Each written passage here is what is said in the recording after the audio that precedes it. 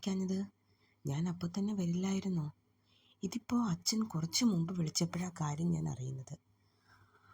അതിനുവേണ്ടി മാത്രം അമ്മയ്ക്ക് കുഴപ്പമൊന്നും ഉണ്ടായിരുന്നില്ല ആദി. പിന്നെ കുഴപ്പമില്ലാതെയാണോ തലചുറ്റി വീണതും ഹോസ്പിറ്റലിൽ പോയതും? കോമതി ഹോസ്പിറ്റലിലായ കാര്യം ആദി കുറച്ചു മുമ്പാണ് അറിയുന്നത്. അറിഞ്ഞപ്പോൾ തന്നെ അവൻ വീട്ടിലെത്തി. എൻ്റെ കുട്ടി, നീ ഇങ്ങനെ ടെൻഷനാവാൻ മാത്രം ഒന്നുമില്ലാത്തത് കൊണ്ടാണ് നിന്നെ വിളിക്കാഞ്ഞത്. നീ പോയി ഫ്രഷായി വാ, അമ്മ ചായ എടുക്കാം, ഗോമതി പറഞ്ഞു. ശരി അമ്മ. ആദ്യം അത് പറഞ്ഞ് റൂമിലേക്ക് പോയി. വീട്ടിലെത്തിയ ബാല ജോലികളൊക്കെ പെട്ടെന്ന് തീർത്തു. അവളുടെ അമ്മയുടെ മോതിരം എടുത്ത് അതിൽ നോക്കിയിരുന്നു.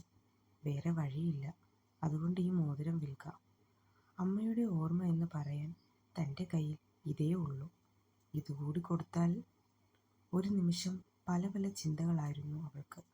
പക്ഷേ ഇപ്പോൾ തൻ്റെ കാര്യം നടക്കണമെങ്കിൽ ഇത് വിറ്റേ മതിയാവൂ. അല്ലാതെ തൻ്റെ കയ്യിൽ പണമൊന്നും ഇരിപ്പില്ല. വല്യമ്മയെ വിളിച്ച് പണം ചോദിക്കുന്നത് എങ്ങനെയാ? നിന്റെ വിവാഹം കഴിഞ്ഞാൽ നിന്റെ ഒരു കാര്യത്തിനും പണം ആവശ്യപ്പെട്ട് ഇനി ഇങ്ങോട്ട് വരാനോ വിളിക്കാനോ നിൽക്കരുത്. അങ്ങനെ വല്ലതും ഉണ്ടായി എന്ന് ഞാൻ അറിഞ്ഞാൽ നിന്നെ സഹായിക്കുന്നവർ എന്നേക്കും ഈ വീട്ടിൽ നിന്നും പുറത്തായിരിക്കും. വല്യച്ഛൻ്റെ വാക്കുകൾ അവളുടെ ഓർമ്മയിലേക്ക് വന്നു. വേണ്ട, ഒന്നും വേണ്ട, ഇത് വിൽക്കാം നാളെ തന്നെ. എന്നിട്ട് ഫീസ് അടയ്ക്കാം. ശിവാനി ചെയ്യുന്നത് പോലെ എന്തെങ്കിലും ഒരു പാർട്ട് ടൈം ജോലി കിട്ടുമെന്ന് നോക്കാം. ബാല സ്വയം പറഞ്ഞുകൊണ്ട് ആ മോതിരം അവളുടെ പേഴ്സിലേക്ക് വെച്ചു. കോളേജിൽ ഫീസ് അടയ്ക്കാൻ സമയമായി. വീട്ടിലുള്ള സമയം എത്രയൊക്കെ തന്നെ ഇഷ്ടമല്ലെന്ന് പറഞ്ഞാലും തൻ്റെ കോളേജ് ഫീസ് അഭിയേട്ടനായിരുന്നു അടച്ചിരുന്നത്. ഇന്ന് വരെ ഞാൻ അതിനെക്കുറിച്ച് ഒന്നും അറിഞ്ഞിട്ട് കൂടിയില്ല. എന്നാൽ ഇന്ന് എല്ലാം മാറിയിരിക്കുന്നു. അവൾ ഓർത്തു. ആഹാരം കഴിക്കുമ്പോൾ ബാലയുടെ മനസ്സ് ഇവിടെ ഒന്നുമല്ലെന്ന് സിദ്ധുവിന് തോന്നി. എന്നാൽ അവൻ അവളോട് എന്താ എന്ന് പോലും ചോദിക്കാൻ നിന്നില്ല. ഇന്നെന്താ നേരത്തെ റെഡിയായല്ലോ? രാവിലെ ബാല കോളേജിൽ പോവാൻ പതിവിലും നേരത്തെ ഇറങ്ങാൻ പോണത് കണ്ട് സിദ്ധു ബാലയോട് ചോദിച്ചു. അതൊന്നുമില്ല, ഇന്ന് സ്പെഷ്യൽ ക്ലാസ് ഉണ്ട്, ഞാൻ പോകുക. അവൾ പറഞ്ഞത് കള്ളമാണെന്ന് അവന് മനസ്സിലായി. പക്ഷേ അവൻ അതിനെക്കുറിച്ച് ഒന്നും ചോദിക്കാൻ നിന്നില്ല. അവൾ ഇറങ്ങി പെട്ടെന്ന് എന്തോ ഓർത്ത പോലെ അവൻ്റെ അടുത്ത് വന്ന് അവനെ എന്നും ചെയ്യാറുള്ള പോലെ കെട്ടിപ്പിടിച്ചു. എന്നിട്ട് ഒന്നും മിണ്ടാതെ അവൾ പുറത്തേക്ക് നടന്നു. അവനും അവളുടെ പ്രവൃത്തിയിൽ ഒന്ന് ചിരിച്ചിട്ട് അകത്തേക്ക് പോയി. ബാല കോളേജിനടുത്തുള്ള ഒരു സ്വർണ്ണക്കടയിൽ അവളുടെ മോതിരം വിറ്റു. ആ പൈസ കൊണ്ട് തൻ്റെ ഫീസും അടച്ചു. ജോലിയുടെ കാര്യം ശിവാനിയോട് പറഞ്ഞു.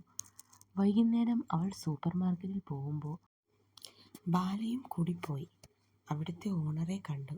ജോലിയുടെ കാര്യം സംസാരിച്ചു. നാളെ തൊട്ട് ജോലിക്ക് വന്നോളാൻ അയാൾ പറഞ്ഞു. ആവണിയും കൂടെ ഉണ്ടായിരുന്നു.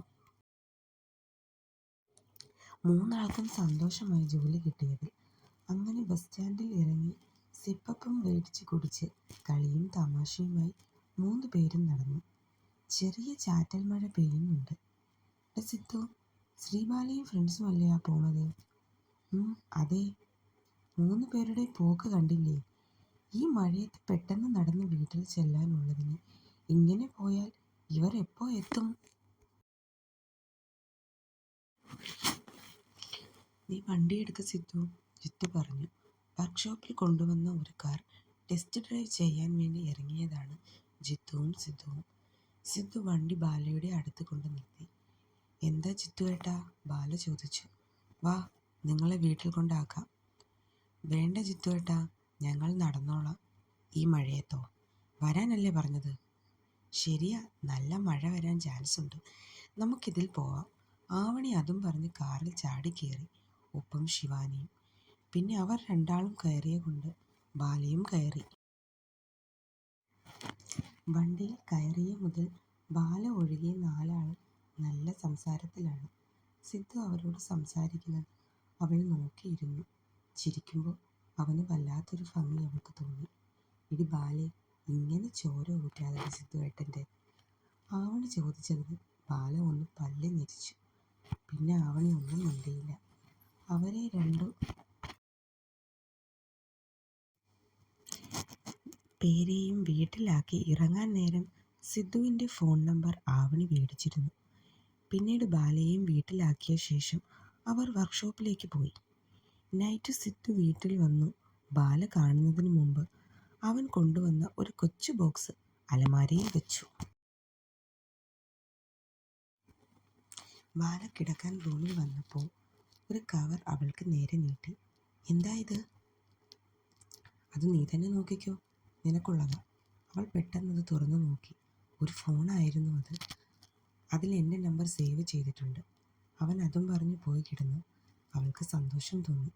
ലൈറ്റ് ഓഫ് ചെയ്ത് അവൾ വന്ന് കിടന്നു. പതിയെ നിദ്രയെ പുൽകി. എന്നാൽ ഇനി തൻ്റെ ജീവിതത്തിൽ വരാൻ പോകുന്ന സങ്കടങ്ങളെക്കുറിച്ച് അവൾ അറിഞ്ഞിരുന്നില്ല. തുടരും.